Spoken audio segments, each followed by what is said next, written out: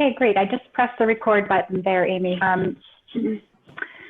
So welcome, everybody. I'm really excited to have the opportunity to be here with you today, mostly because we have a very exciting conversation that's going to be coming up between two pros from the field and talking about QI culture in the community and mental health and addiction sector. And this is the third in a series of webinars that we have been providing. Looking forward to the collaborative webinar between the Ontario Centre for Excellence for Child, Youth and Mental Health and through the Excellence through Quality Improvement Project. I'll pass it over to Amy, who's going to give us a brief tutorial on Zoom. Thanks, Laura. Before we get started, just a couple of housekeeping items. We are using the Zoom platform, so you should be seeing what I see on the screen right now. The audio is available through either the computer or the phone, and the call-in information can be found on the top right corner of the screen, as well as the Zoom video window. Please let us know if you have any questions by typing them into the chat box, or if you're experiencing any technical difficulties, you can also type into the chat box. Today's slides will be available in English and in French, and they will be emailed to you.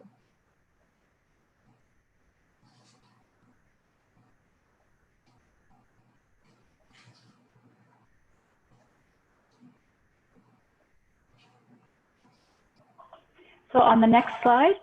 Yeah, sorry folks, I'm having some technical challenges here. Just a minute.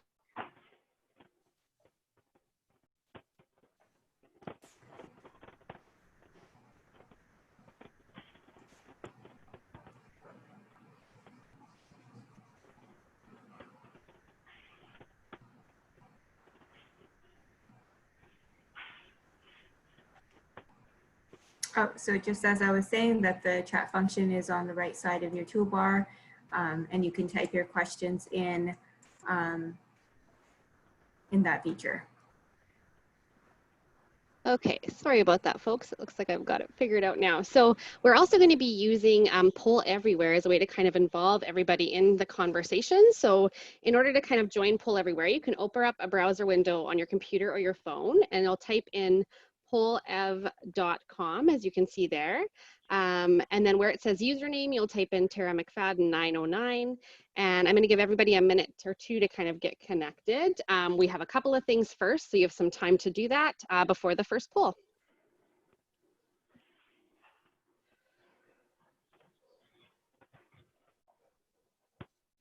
Great. While you're all doing that, we'll take a moment and introduce you to the folks that will be presenting. So I will present from the E-QIP side. So our presenters today we have Amy Patel, whom you heard from just a few slides ago. She is the program manager for the Excellence Through Quality Improvement Project. My name is Laura Daly-Trottier, and I am one of the quality improvement coaches for the Excellence Through Quality Improvement Project. And our pro from the field, Margot Cameron, will be joining us and presenting her views on QI culture. She is the clinical practice specialist from CMH&A Windsor, Essex. Thanks, Laura. And if we go to the next slide, I will introduce our team here at the Center of Excellence for Child and Youth Mental Health. I am Ann Barber. I am one of the quality improvement consultants at this center, and I know I have a number of our QI coaches on the line with us today. Right now, Tara, our program coordinator, as you see, is working through the technical challenges we're having with the slide deck here. She's been a great support as we prepared for this, and I'm very, very pleased to introduce one of our representatives, or one of our experts, pros from the field, and that is Dina Franchi, who's joining us from Strides Toronto. And we'll be listening to Margot and Dina talk about their journey with QI culture and establishing their QI culture in their organizations. So now we've kind of introduced ourselves. I think Tara is setting up our first poll. We want to just get a sense of who we have with us. So wondering if you are able to get that poll up and running, if you can type in where you're calling in from.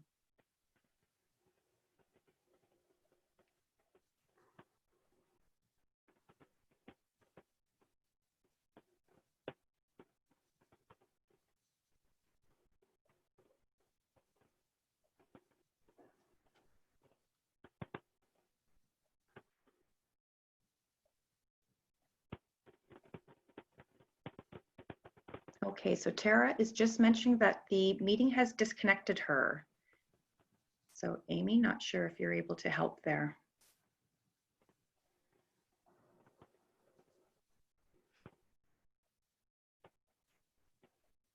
So here we go. And if people want to type in where you're joining us from.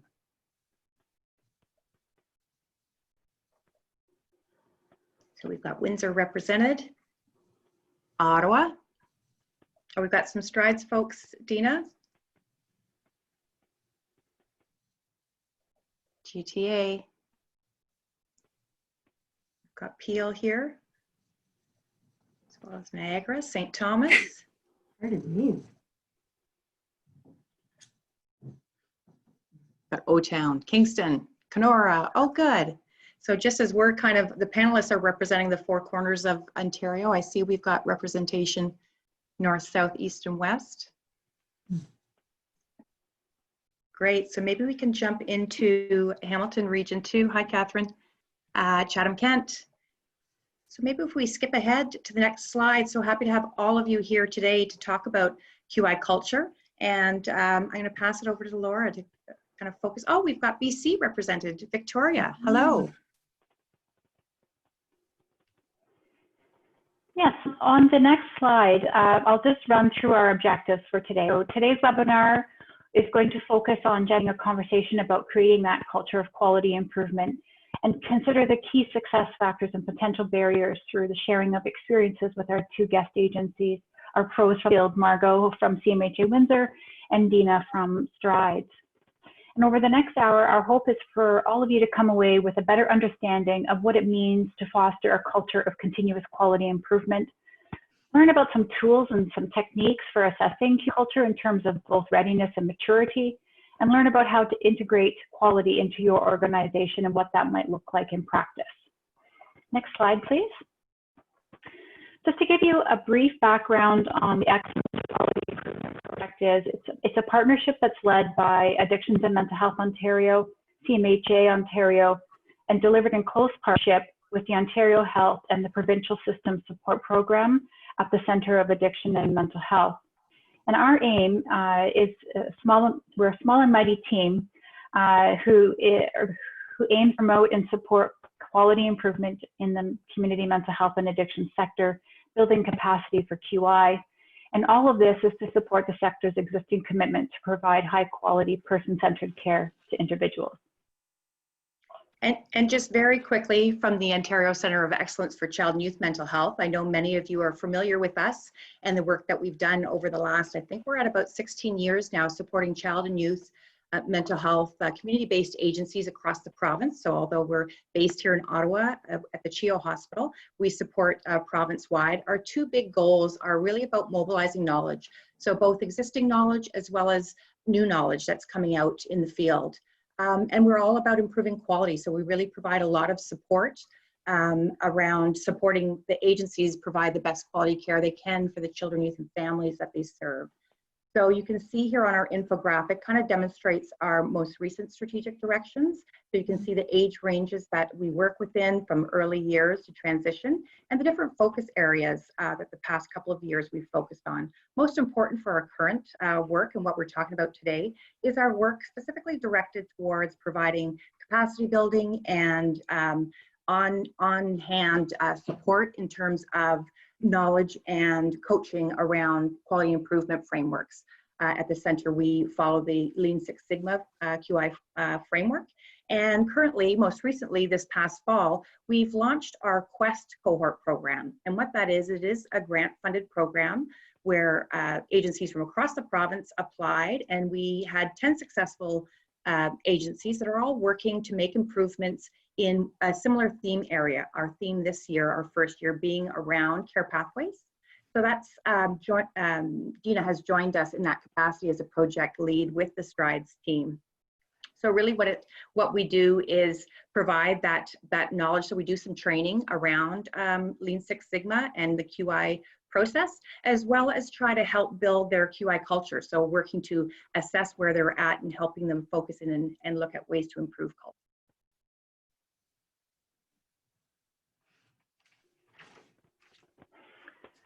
Great, thanks. And so this next question that we want you to think about is to begin by thinking about one word that comes to when you hear the term QI culture. So if you could just type in what word, innovation, engaged,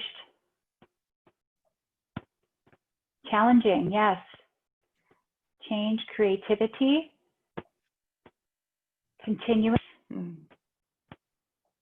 Well, this is beautiful. Learning, sustained, critical, progressive. If you feel inspired to insert more than one word, please feel free to do that. Reading a wonderful thing here right in front of us. Someone here has added thoughtful in the chat as well. Thoughtful, thank you. Evidence, yes. Ongoing. That continuous quality improvement. Foundational, accountable, embedded,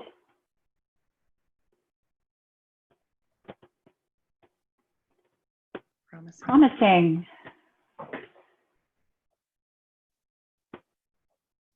That's great. Well, they've kind of done, that's lovely, my isn't piece it? for me. Yes, yes. Yeah. I'm just thinking as we move into thinking about what do we mean by quality, QI culture. It's sitting right here. And yeah, I love the optimism. So yeah, so if we do move to the next slide, although keeping all these words in mind, what do we mean when we talk about a QI culture? And obviously there's not really, if you look it up, Google it, there's not one single definition for how we define culture, but it does really have to do with these words that we're seeing on our slide here. It has to do with being an organization that is open to thinking creatively and innovating to be able to change and make improvements where it's necessary. It's really about empowering the employees to do the work. So thinking from your senior leadership down to your frontline staff, how do you involve them in making improvements to the work that you do? It has that leadership involvement and the leadership dedication to quality improvement activities, helping to remove kind of barriers where they exist. And that piece, I saw a lot of people put down, in the engagement, so engaging the clients and the families in meaningful ways for making improvements.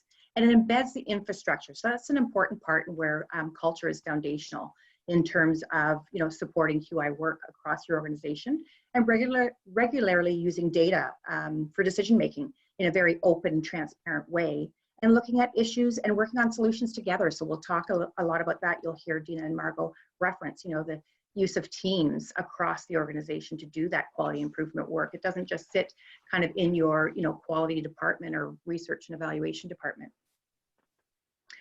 So on the next slide, then we see when we look at this, these definitions, there's really three key drivers that we say for QI culture. And anyone who's familiar with implementation science and some of that literature about how do you embed evidence-based practices and processes in your organization, you really look at those three drivers. So the first one being leadership. So that piece around having that buy-in from the top, where QI is seen as a priority and it's reflected in your strategic directions. It's around the organizational piece. So as I mentioned, having those structures in place and those data systems where you can collect and report on some of those key metrics to know how you're doing, where improvements are necessary. And a big piece around the competency driver. So where employees are enabled with the appropriate training and skills and time to put towards quality improvement work. So you have those human resource policies and procedures in place that consider those roles for QI activities.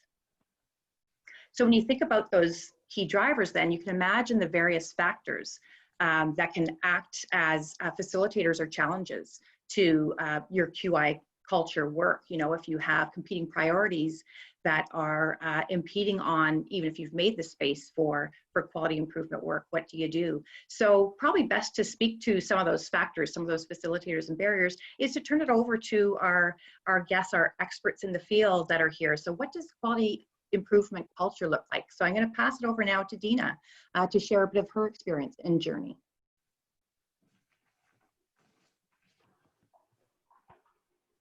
Oh, I think, Dina, you're on mute. Yay, I'm off mute. Thank you. Sorry about that. We all do it. I only said half my presentation. Thank you, Laura and Anne, for giving Strides the opportunity to share our QI stories and experiences. It's so important for QI people to come together and to step back and reflect. And so I've really appreciated being able to work with you and Margot on this presentation. I hope we can continue to do this. Even after this presentation, because we always learn a lot from one another.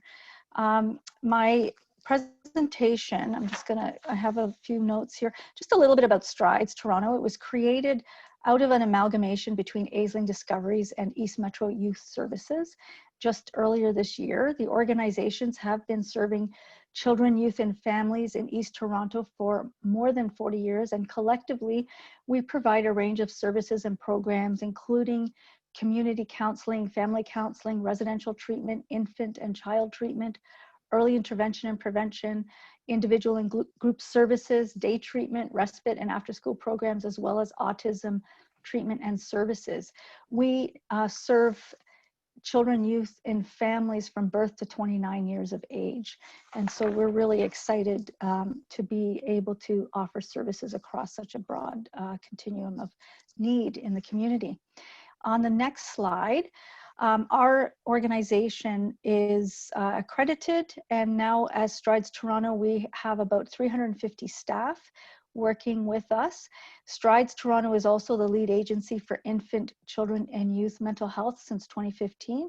And in this capacity, the lead agency oversees telemental health, as well as having a role at improving system navigation and for youth and families.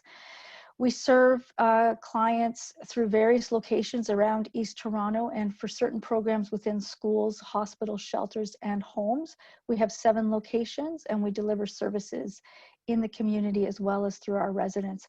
Ultimately, our goal is to provide services where and when people need it, and to ensure the best access and outcomes for the people that we serve. So I'm going to talk a little bit about building capacity from our perspective. I think we go back a slide to, yes, that's the one. I'm going to stay here for about 4 bullet points and just do an introduction to our organization and set some context. So my role in leading quality originated in the legacy Aisling Discoveries organization about 2.5 years ago. And I would say at that time, the organization had some experience with quality improvement at a very operational level and leaned heavily on accreditation standards as the guide for quality improvement and implementation. Since January, as Strides Toronto, we've amalgamated, and as a newly formed organization, I'm going to be sharing our capacity building journey really from what is a beginning lens and from the context of just being newly merged, where QI aims to bring together the absolute strengths of each organization at a time when we're integrating our processes and really reinvigorating some of our design, right? And currently, right now in our organization, we have many, many strengths around our QI culture. The leadership support is very strong for continuous improvement at all levels, and we all together strive for quality service. Staff want improvement, particularly where it pertains to making services better for clients, and our individual staff take on change initiatives quite rapidly. In fact, QI on the fly is very common for our organization. Our staff are very resourceful in overcoming barriers to making change. And we also know, and it's embedded in the culture, that quality is an expectation of everyone. So we're not starting so much at ground zero.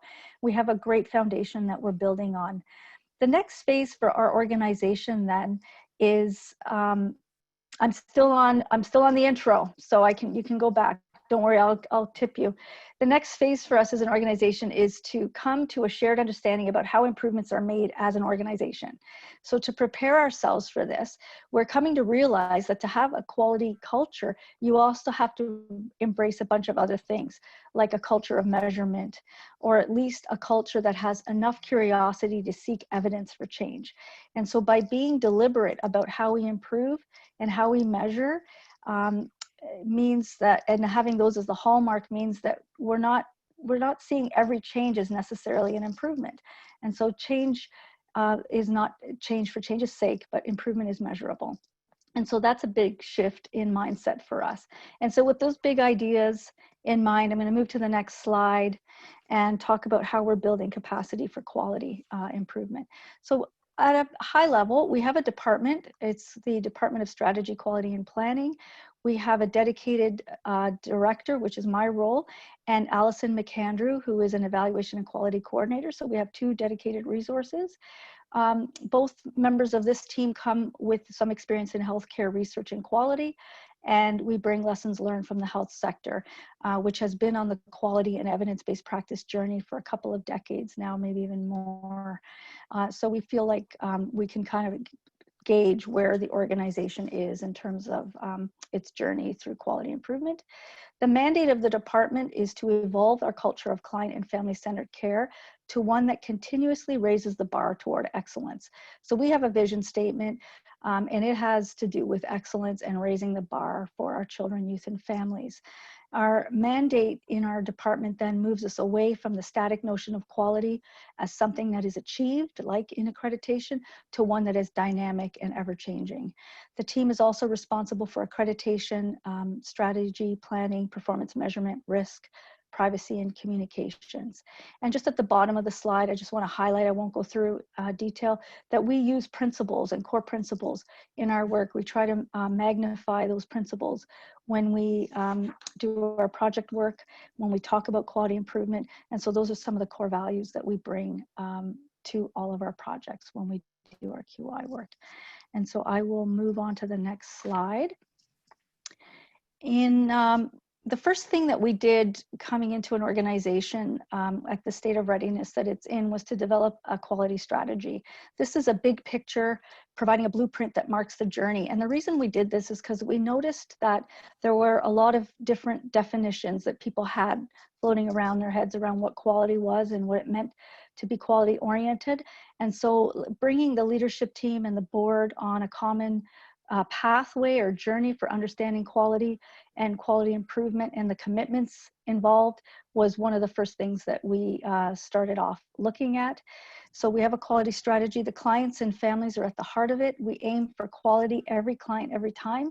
And this comes from the observation early on around variability in service and service experience for clients. And so we did notice that there was in our assessments that variability in practice was highly observed.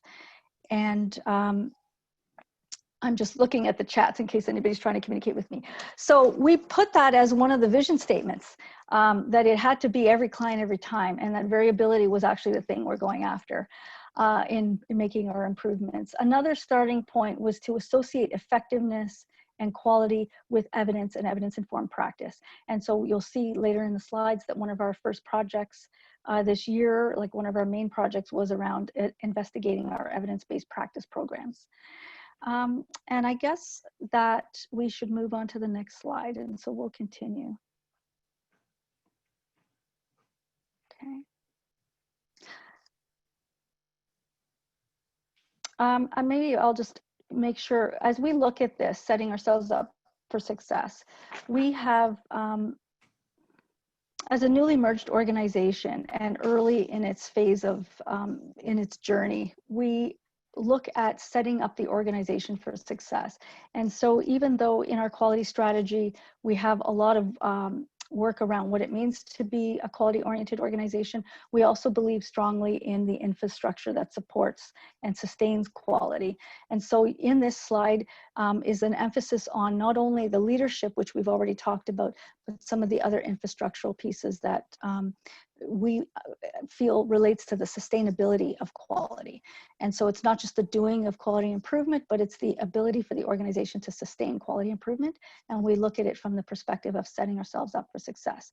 So I've already mentioned that leadership support is there. We have dedicated roles in the quality strategy. Some of the other areas where we've put leadership pieces in place around the board quality committee. So we have a represented committee of the board that looks and oversees our quality work.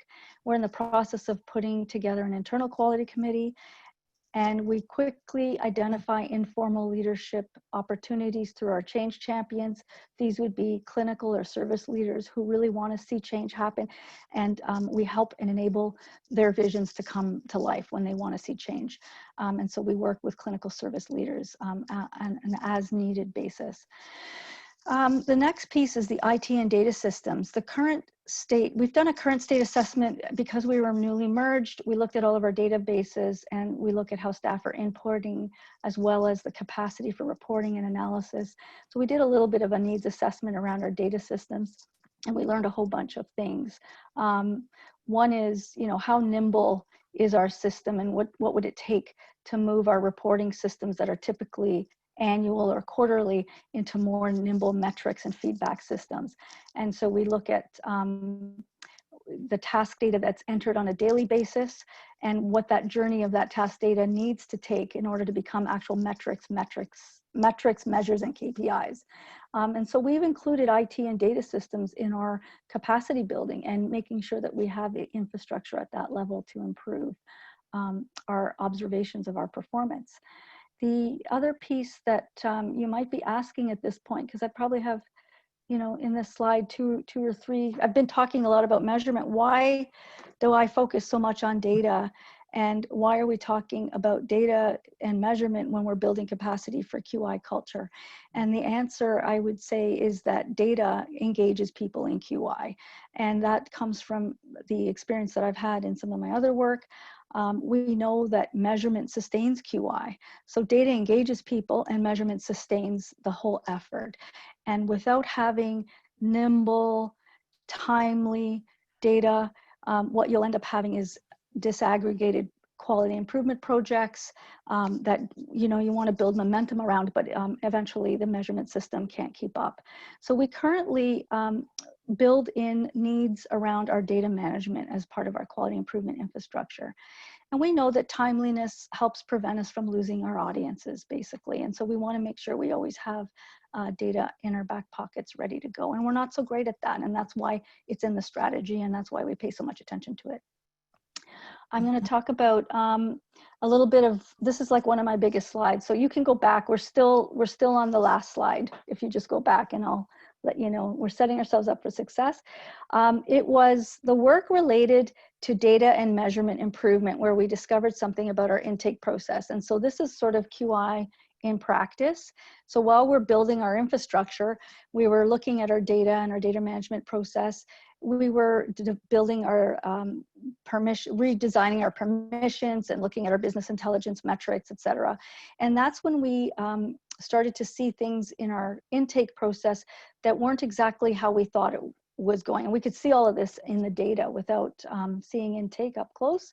And that's how the QI Quest project was born, the one that we're working with CHIO and the Center of Excellence. We saw in our data work that there were multiple entry points into service that we knew took place, but we didn't account for what the downstream impact would be on that. We thought if we had multiple entry points into intake, that would be a good thing for clients. But we actually started to see a lot of workarounds and wasted time that staff were embarking on. And we also saw that that created data quality issues. So out of that project, we immediately created a project team to map the intake process.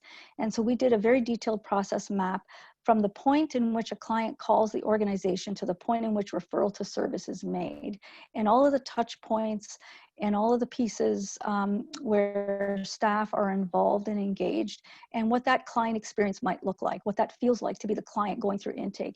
And that was very, very eye-opening, because what we saw was really how the mental health services intersected with the other agency services, what that looked like from a data perspective and from a process perspective. We immediately saw the need to rethink our intake and assessment tools, and as well as design more deliberate formative pathways that clients would experience as they traveled from one service to another.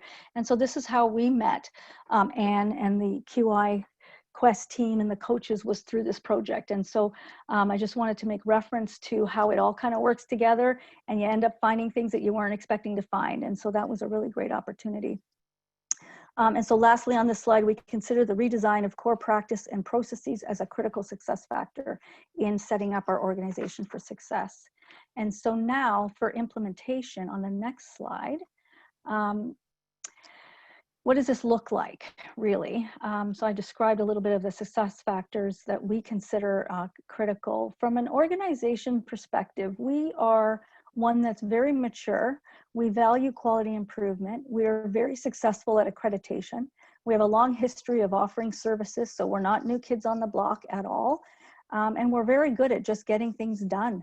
And so I found when I came into my role, you know, how do I make the case for QI at the staff and management level? We know that senior managers understand QI and the benefits, but how do you make the case for it in an environment when what we've been doing has always been good enough?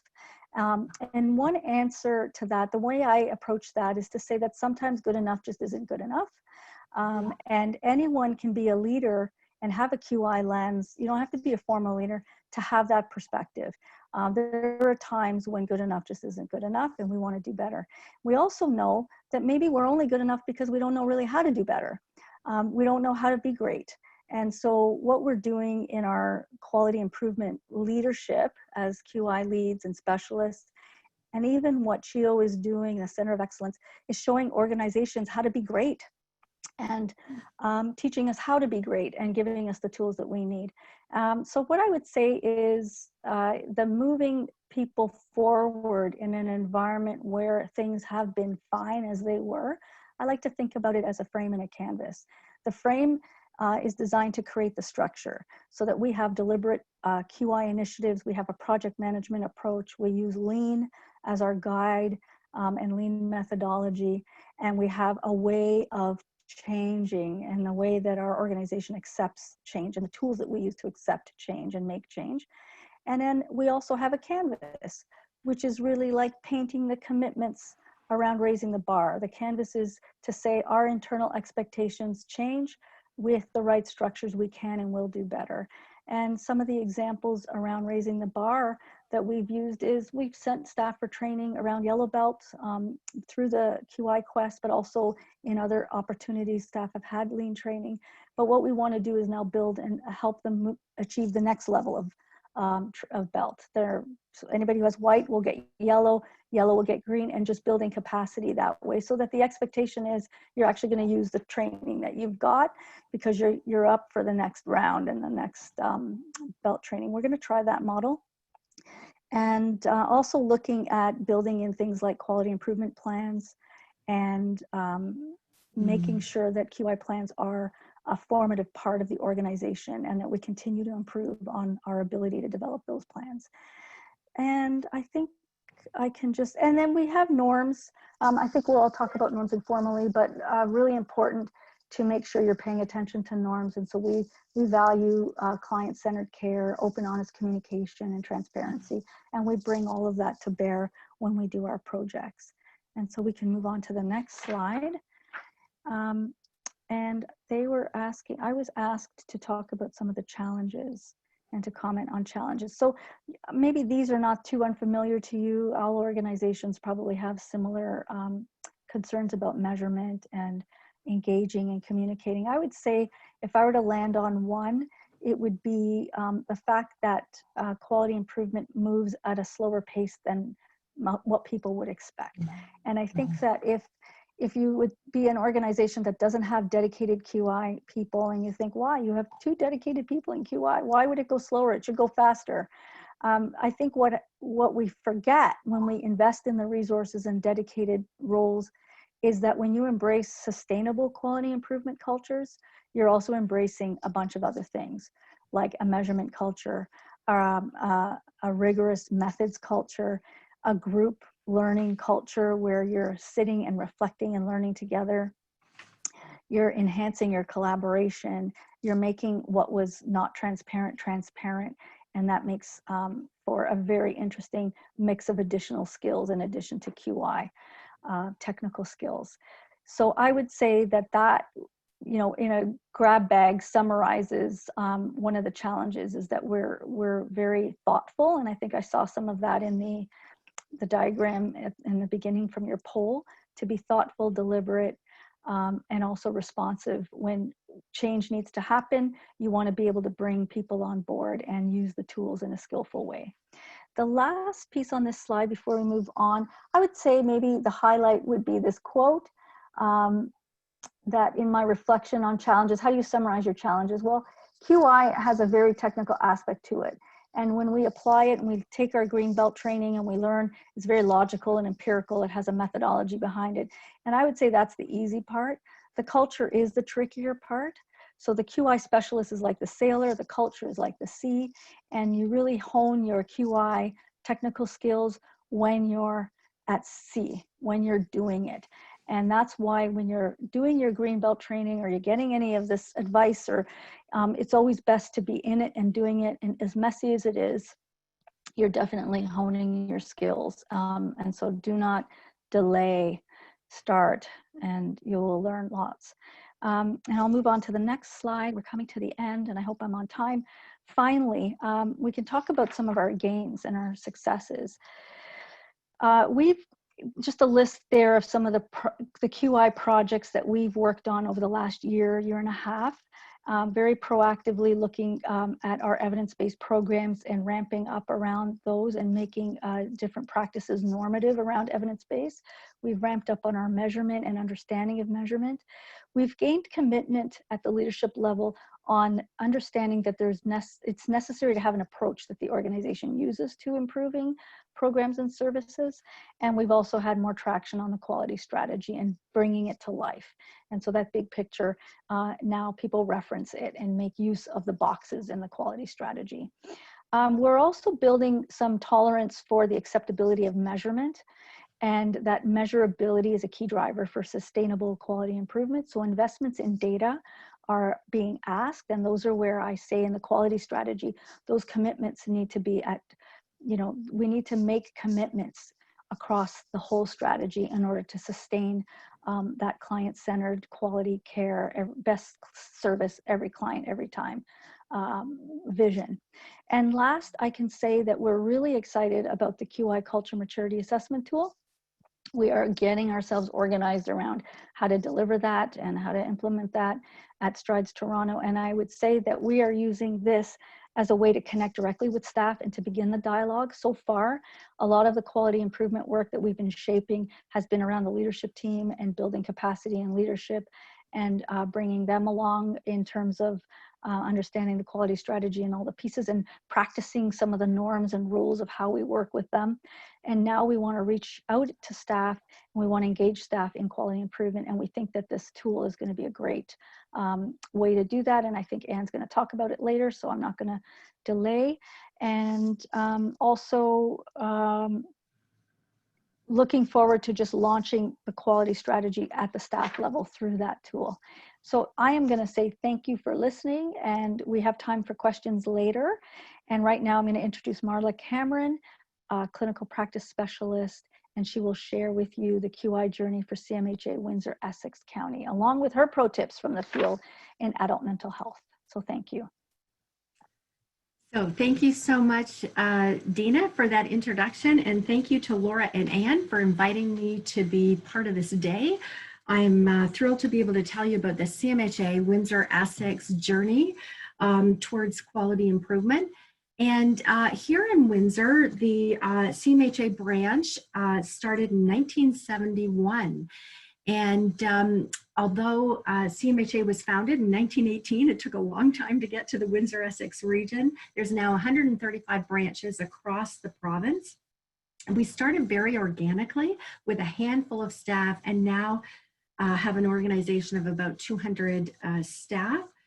And our goal is to be the lead provider and advocate for specialized community mental health and addiction services integrated with comprehensive primary care. So our CMH&A is a little unique in that we offer both specialized mental health and addiction programs and resources, as well as we have a health center that offers primary care with NPs, MDs, and psychiatric consult, as well as nutrition and therapy.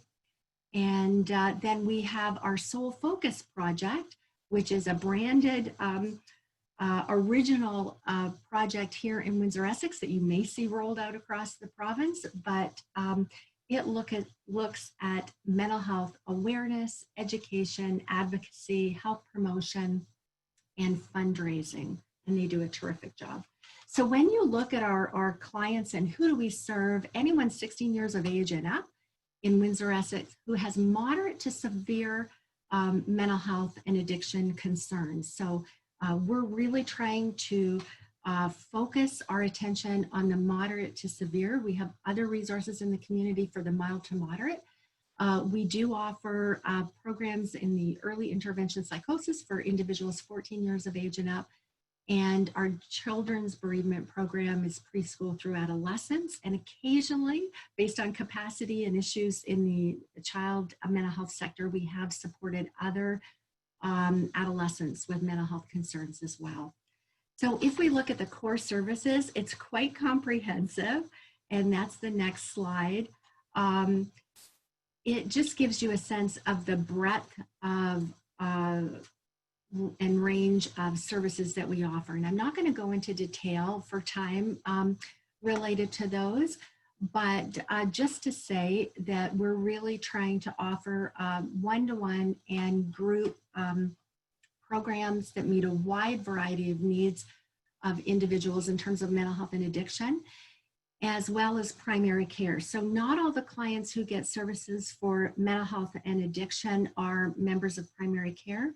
And individuals that may be clients with the primary care may or may not get service from CMH&A. There is some crossover, but there is some differentiation as well. But we aim to provide whatever service individuals need at the time. The new service that we added with COVID is a mental health and addiction urgent care. And this was really to divert clients from going to the emergency department. We recognized for a long time that the ED was not the place for our clients to go if they were decompensating or experiencing a change in their mental health. The majority of clients would sit for 8 to 12 hours before they'd be seen. And we recognized there was something that was missing. And so we have tried to fill that gap. And we've had a really terrific response. I think it's something that will probably continue after the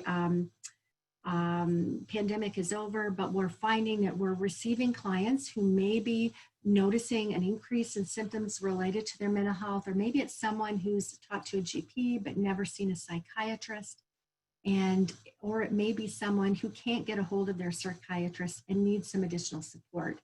So because of the fact that we have both the primary care in the same building as the mental health services, individuals can come get an assessment and we can determine what they need and where they need to go and whether they need that psychiatric consult or just a prompt to get their own psychiatrist back involved.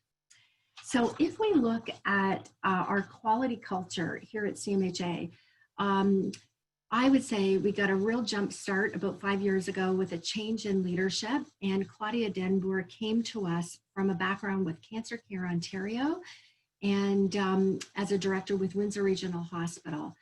And she had been exposed to a variety of quality improvement and lean approaches, just culture, philosophy, and she brought all of that with us and began to shift and change thinking on the board and with the leadership, as well as to demonstrate a promotion of quality improvement for frontline staff. So facilitating opportunities for staff to get the leads training that E-QIP offers for staff to begin to get a sense of what is quality improvement all about.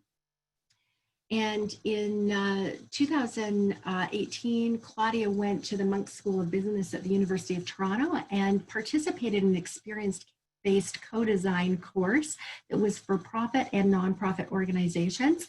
and companies.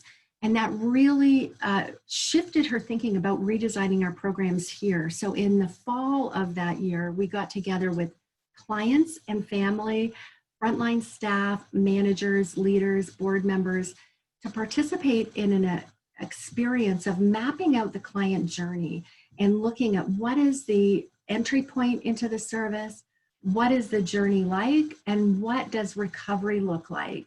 And we really listened to clients and map it out, and we went back and forth a number of times to make some changes. As well, the executive leadership participated in something that was being encouraged across the health sector in Ontario related to the Evolution of Thinking program, and all of our executive leadership team had Colby evaluations, which is not an intelligence test, but it's a test to look at what are your natural instincts at work and what are your strengths. It also evaluated us as a team to understand where we might have strengths and where we might have gaps, and it also gave us a chance to understand each other better. But one of the key pillars related to this work is on Carol Dweck's work on growth mindset versus fixed mindset. And that's become a real core thing, particularly anybody who works on a team with me knows that that's part of the norms, that we agree to really focus on a growth mindset, not to get stuck in problems, but to stay with vision. And so that has been key as well. So further to the quality culture, we've had someone in a quality role.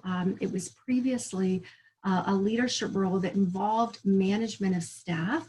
And in January, that role was redesigned, and the privacy piece that went with it and the management of the bereavement team was eliminated to really give a greater chance for the individual in that leadership position to focus on quality improvement. And so currently, as of April, we have Lita Conlon in that position, and her responsibility is accreditation, risk management, and quality improvement. She also facilitates the conversations with the client and family council, and that's really key to quality improvement, is keeping those clients and families in the loop about changes here.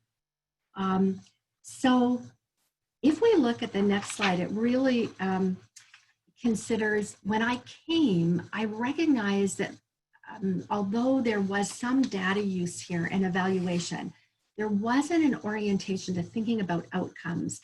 And so under the scope of my responsibilities, I thought of those in ways in terms of client outcomes, staff outcomes, and organizational outcomes. And of course, quality goes along all of those in terms of quality service to clients, in terms of quality experience of work life for staff, and then looking at the quality of the work environment, the quality of the services, and where, although we had some metrics to measure how much work we were doing and the time engaged in frontline work versus, say, documentation, we didn't have quality assurance measures to really evaluate the work. And for me, part of my role is knowing that we're doing some really tremendous work, but knowing that it was invisible. And so part of my role is to make the invisible visible.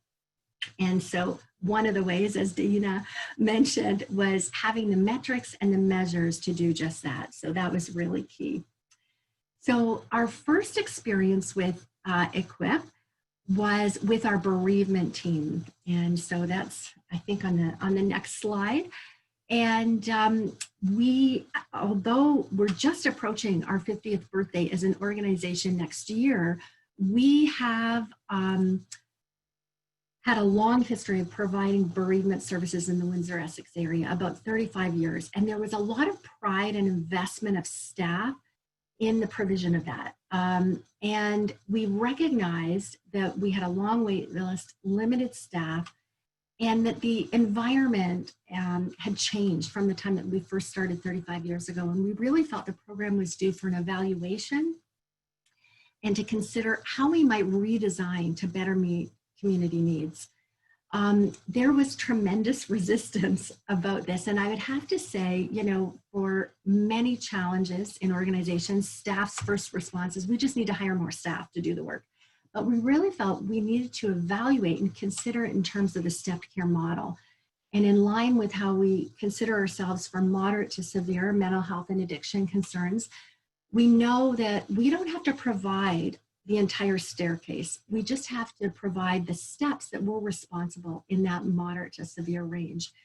And we knew that in the community, there were a lot more normative grief supports now than what used to exist. And with those in mind, we were able to evaluate and redesign. So now what we offer is, they used to be in person, but now are virtual, 2 psychoeducation sessions on normative grief. You know, this is what grief entails. And then beyond that, if our staff person feels that clients need more support, they can go to 2 to 3 counseling sessions with a partner organization that really looks after the mild to moderate range. And after those 2 to 3 sessions, if clients still need support, they can be referred back to us for our bereavement therapists.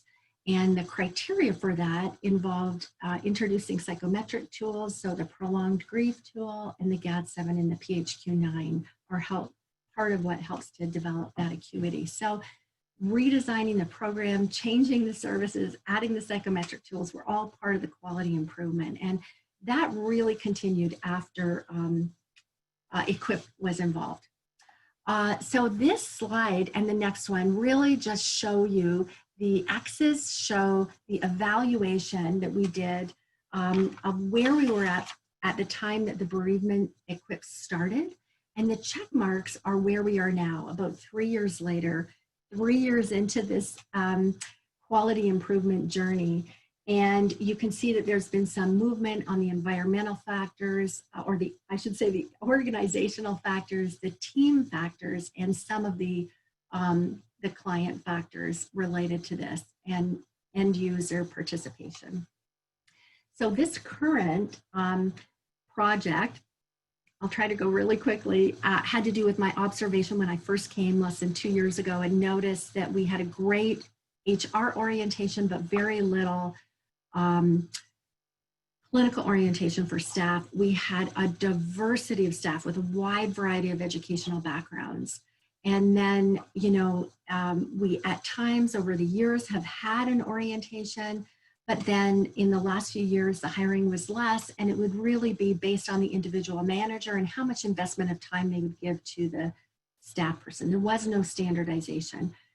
Beyond introducing them to the electronic medical record and the Ontario Common Assessment of Need. Those 2 pieces were included in the orientation, but not a lot beyond that, other than being teamed up with a staff member to have some support. So really there was a lot of assumption we were making that people were coming with the mental health and addiction knowledge that were based on their education or credentials or previous job history without really confirming that that was true.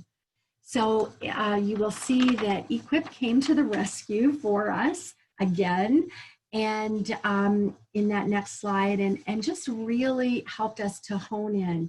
The idea for orientation was been on my radar since I got here, and then we had a staff member doing our master's who wrote a paper on a staff-led orientation initiative, and in line with my understanding of distributed leadership, I wanted staff engagement, and I asked her if she would co-chair it, along with another staff member who was very keen on QI.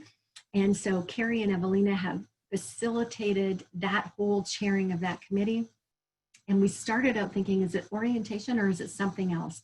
And once we started to look at it from the client's perspective, we realized that it was all about variability of service. You know, our goal was to provide excellent quality care, but the service depended on who the staff person was. It might be based on their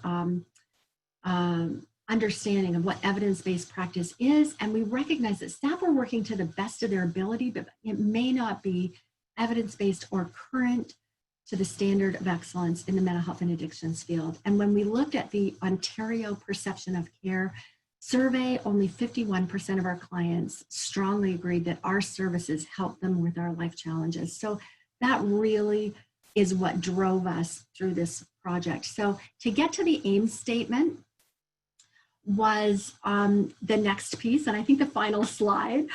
And that is that by the end of this year, we aim to have 75% of clients strongly agree that the services they receive will help them deal with their life challenges.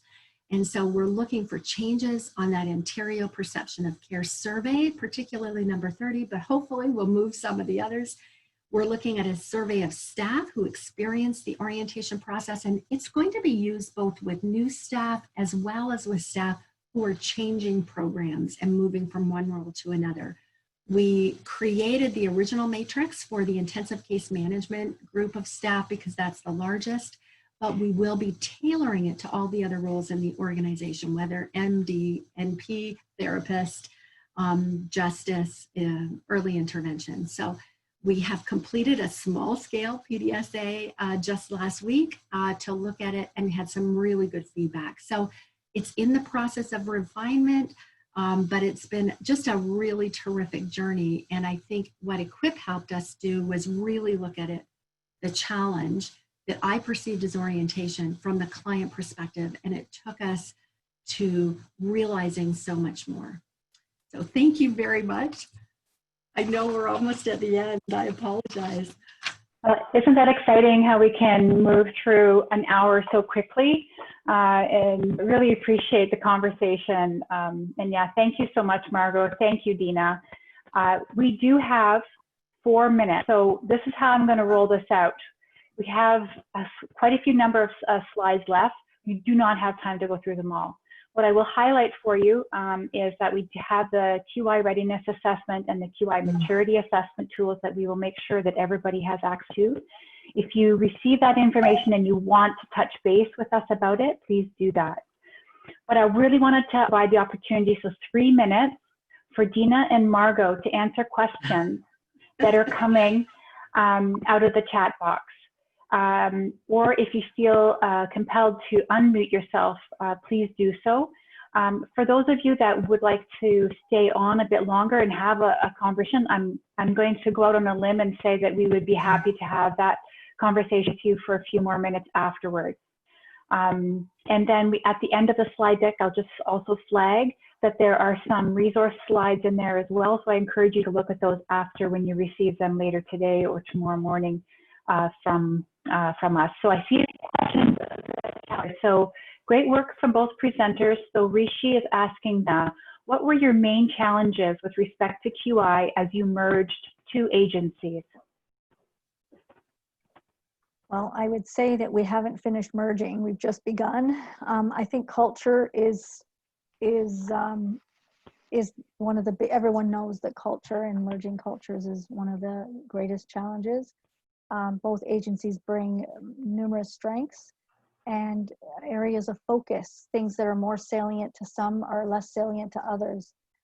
So I do think that it's a work in progress. We've merged on paper, but we're now merging on a people level, a process level, and we are in the discovery stage still.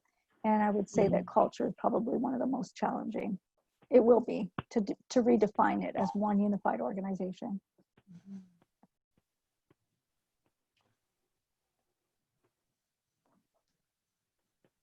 I think one of the other things I reflect on, we've had several opportunities to hear from both Dina and Margot in our practice runs and in our conversations in developing this webinar. And it's been really great to have that reflection between the two of them and hear their reflection on each other's journeys.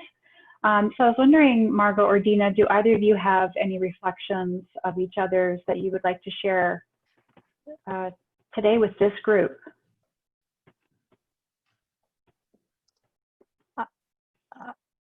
I could say from hearing Margot and this they all feel like different presentations, and I always take something different away from Margot. I love the way you've unpacked something that was an intuition. Like you said something like, there's something going on here. Yeah. And you systematically unpacked it and looked at it, and you brought people along with you to look at it with you. And I just think that's like the epitome of intuition and practice and leadership and science, right? Because this is a bit scientific. Yeah. And so your story, your example is a beautiful manifestation of everything that we want to embody when we do QI. It has all of those pieces in it. And so I heard it more clearly this time than ever. And I love the focus on outcome, because we are there. We need to really pay more attention to outcome measurement and coming to the realization that we have data, but we don't have outcomes, which is so interesting to me and not assumed. You don't assume that you have it. So thanks for that. I heard that loud and clear again today.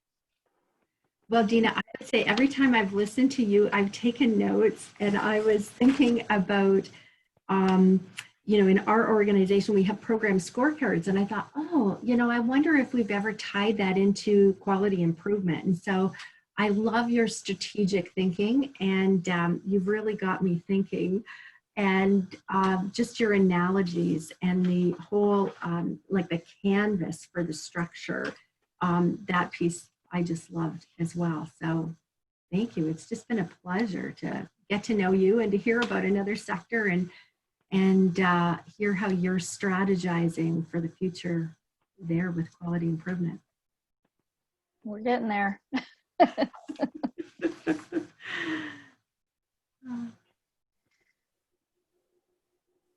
Does anybody else have any questions? One of the books that I have found really helpful, this is the one, Dina, I mentioned and I couldn't find, but it's by David Shaked. Okay. Strength-Based Lean Six Sigma. And I found it particularly helpful. It's very accessible and gives application, I think, to us in healthcare and social services really nicely. Oh, that's great. Thank you. I remember you mentioned that you were going to share that. Somebody wrote it in there. Thank you. I'm so excited to see you using that. So at the center, when my fellow colleague, QI specialist, and I first started out, we were also introduced to David Chiquette and have brought in, because in the child and youth, in all mental health and addiction sectors, we're all very strength-based, using that kind of solution focus. So you can take, a lot of people think of QI methodology as being always looking at the problem and focusing in on that. But it's great how he's able to shift that lens. When you talk about the growth mindset, we're really thinking about how you can take the tools and methodologies and apply them in a strength-based way. Yeah. I also like how Margot, we both seem to talk about the client journey and mapping across the client journey. And I didn't realize until we did it how useful and how much it revealed. And what we've got, we're very fortunate to have a family member on our QI team for our Quest project. And as much as we think we know, the family members always have a very unique perspective on the same issues, the same topics, but really, really colorful and so much richer to engage the family members. And also just to look at service from the client perspective, I think is really a cornerstone and something I think we both mentioned and that we will continue to do. And it looks like you've benefited from it as well. So just want to highlight that at a minimum, as we get started, the mapping process, making that a standard practice in our QI approach is something that we will be looking at for sure. And I think of the bereavement program, and after we redesigned, we went to community partners and we introduced it there first. And I think one of the things that surprised the staff is how positive our community partners were about the changes. I think they were thinking, oh, they're really going to be unhappy with how we're developing. And they were all, no, this is great. So including both the clients and the other, partners in the field has been very valuable. Yeah, it's good. Yeah, I agree 100%. Were there any questions in the that came through that we want to address, or did we? I'm not seeing any other questions in the chat box. If people had any questions while we still had Margot and Dina here. Oh, a new message here. Health equity. The other piece that's embedding health equity, a chat for another time, yes. Perhaps our fourth in a series. Definitely a bigger topic. Yeah, but an important one. Thank you, Catherine, for that forward. We do need to be reminded of that conversation. I think what we'll do, given that we are now 2:05, if it's okay with our pros, I will disclose and saying thank you to both Tara Tara and Anne, Dina and Margot and Amy for helping us out today, and for sharing, Dina and Margot, your wise words. We really appreciate the opportunity to hear from both of you. Our experience as coaches has been enriched as a result of this. So many, many thanks. And please do not hesitate to reach out to any of us. The slide deck at the end has the last 3 slides, or last couple of slides has our contact information on there. We invite you and encourage you to reach out to us with any questions. And when you receive the package that shows all of the information related to the assessment tools and any of the other links and resources, we do encourage you to reach out to us independently or as a group. We're happy to talk QI. We talk about ourselves as being the QI geeks.